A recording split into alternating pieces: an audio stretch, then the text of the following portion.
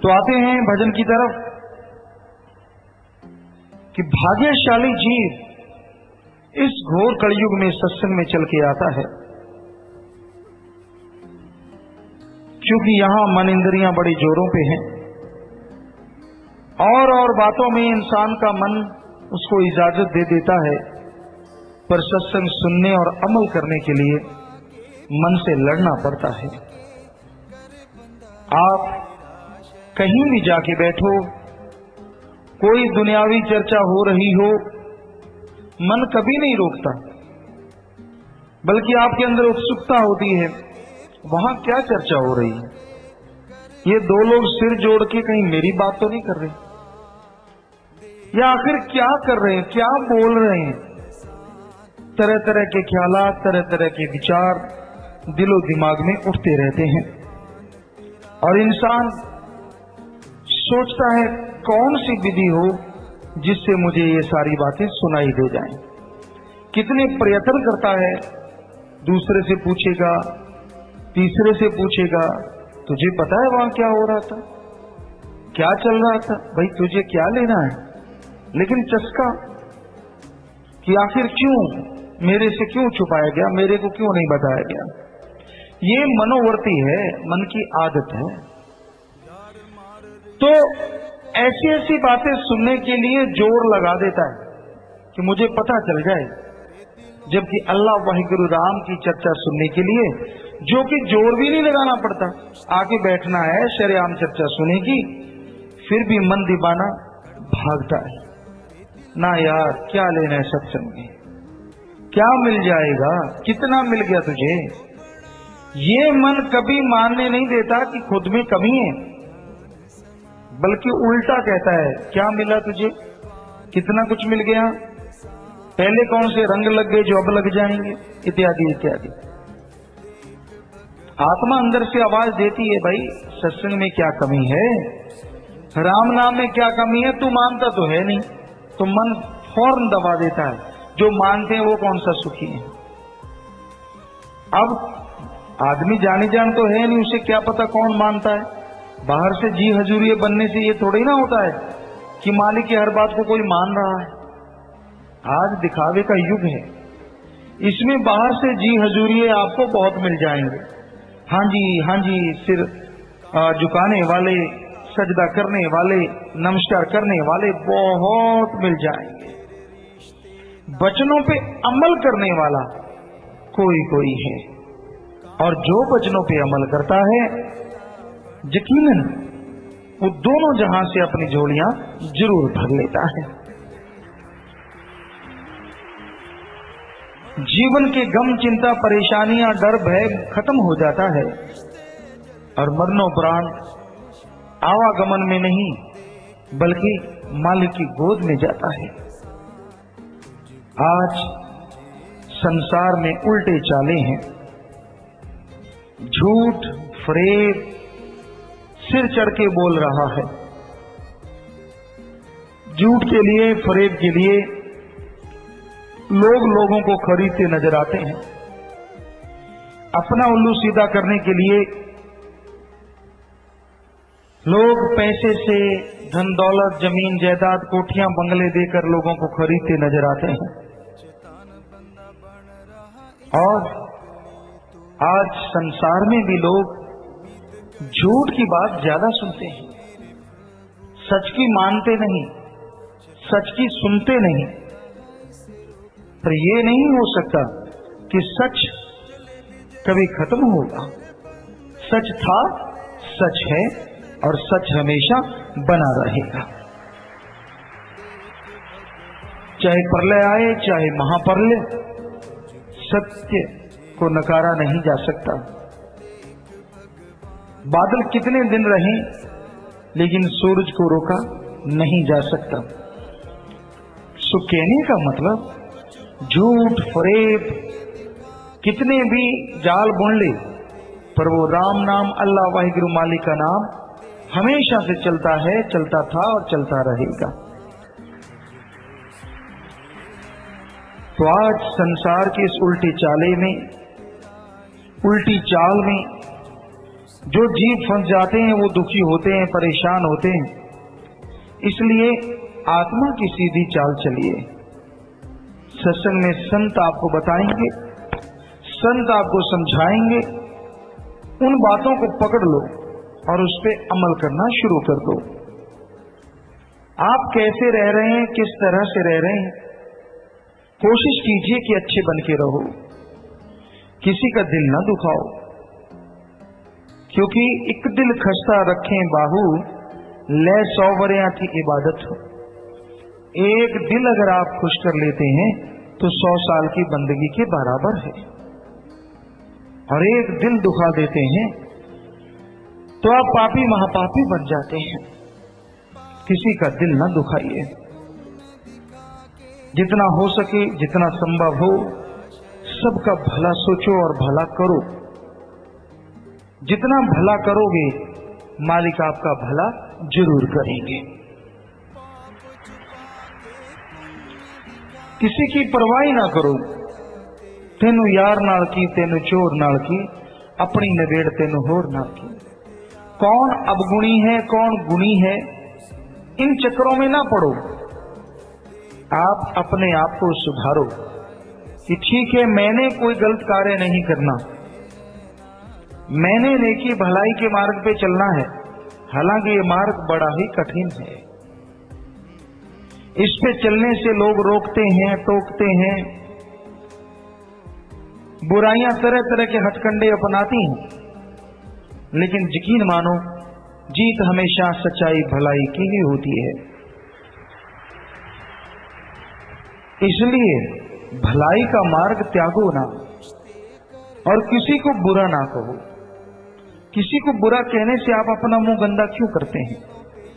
किसी को बुरा कहने से क्या मिल जाता है आपको? क्या सुकून मिलता है, क्या चैन मिलता है, कौन सी खुशी मिलती है? इसलिए किसी को बुरा ना कहिए, सबका भला मांगो, सबका भला करो। जितना हो सके मालिक से मालिक को मांगो, क्योंकि मालिक से मालिक को मांगने से आदमी को वो परमानंद मिलता है, परम शांति मिलती है, जिसकी तुलना नहीं की जा सकती। तो भाई, मानस जन्म को सफल करना है, और सफलता के लिए क्या जरूरी है जो आज संसार के लोग चाहते हैं? आत्मिक शांति। जिसके अंदर आत्मिक शांति है उसका जीवन सफल है। पर ये आत्मिक शांति, आत्मिक संतुष्टि आए कहां से? क्योंकि इच्छाओं का मक्कड़ जाल तो बढ़ता ही जाता है। कभी आप मकड़ी को देखें, छोटा सा जाल बुनती है, एक तार छोड़ती है, फिर उस तारों को छोड़ते छोड़ते छोड़ते छोड़ते इस तरह से जाल बना देती है, मजाल कोई वहां से छोटा जीव गुजर जाए, उसमें फंस जाता है। उसी तरह से आपका मन मक्कड़ जाल की तरह एक जाल बुनता है, जबरदस्त जाल, जिसमें आप उलझते जाते हैं। काम वासना का, क्रोध का, लोभ का, मोह का, अहंकार का, मन का, माया का, ये सारे धागे उसमें डाले जाते हैं। और जीव, आत्मा रूपी जीव, क्या मजाल कि उस जाल से निकल सके? आपके विचार बढ़ते जाते हैं, आपकी इच्छाएं बढ़ती जाती हैं। एक इच्छा मालिक पूरी कर दे तो और चल पड़ती हैं। तो इस तरह से लगातार इच्छाओं का मक्कड़ जाल जीव को अपनी गिरफ्त में ले लेता है, और जीव बुरी तरह से तड़पता हुआ, व्याकुल, लाचार, सारी जिंदगी दुख उठाता रहता है। ऐसी लाचारगी की दशा देख के मालिक अपने फकीरों को, संतों को भेजता है। वो आके जीवों के मक्कड़ जाल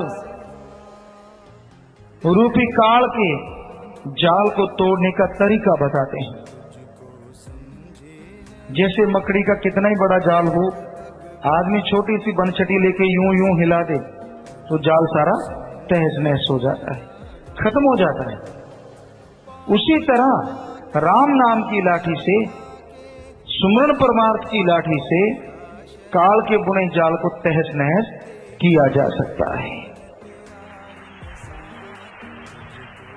आत्मा काल के चंगुल से बच सकती है। इसलिए आप सुमरन के द्वारा, भक्ति के द्वारा, परमार्थ सेवा के द्वारा अपने मन के ख्यालों के जो जाल आपके अंदर बुने जा चुके हैं उनको तहस नहस कर डालो, उनका खात्मा कर दो।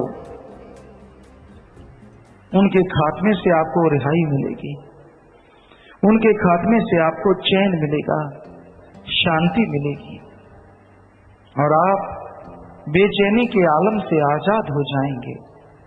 आप परम पिता परमात्मा की दया में रहमत के काबिल बन जाएंगे और धीरे धीरे आप आत्मिक शांति को हासिल कर लेंगे। समय लग सकता है लेकिन आत्मिक शांति मिलती जरूर है। आत्मिक शांति कब मिलती है या आत्मिक शांति की क्या दशा होती है? जब जीव के अंदर कोई गम, चिंता, टेंशन, भय ना रहे, निर्वैर निर्भय हो जाए, किसी बात, किसी गाली गलौज का असर होना बंद हो जाए और सिर्फ अच्छाई नेकी में ज्यादा ध्यान लगे, तो वो आत्मिक शांति है। आत्मा शांत, मन शांत सुमरन के द्वारा ही संभव है। और आत्मिक शांति से, मन की शांति से भयानक रोग कट जाते हैं। आदमी प्रभु की दया में रहमत के लायक बन जाता है। वो तमाम खुशियां उससे मिलती हैं जिसकी उसने कभी कल्पना भी नहीं की होती। इसलिए भाई, सुमरन से कभी भी जी ना चुराओ, जितना हो सके सुमरन किया करो। आपका नफ्स शैतान आप पे सवार नहीं होगा, आपको गलत ख्याल नहीं देगा। सुमरण करते रहोगे, आए हुए गलत विचार दबते जाएंगे, मन झुकता जाएगा, आत्मा बलवान होती जाएगी और आपको परम सुख, परमानंद मिलना शुरू हो जाएगा।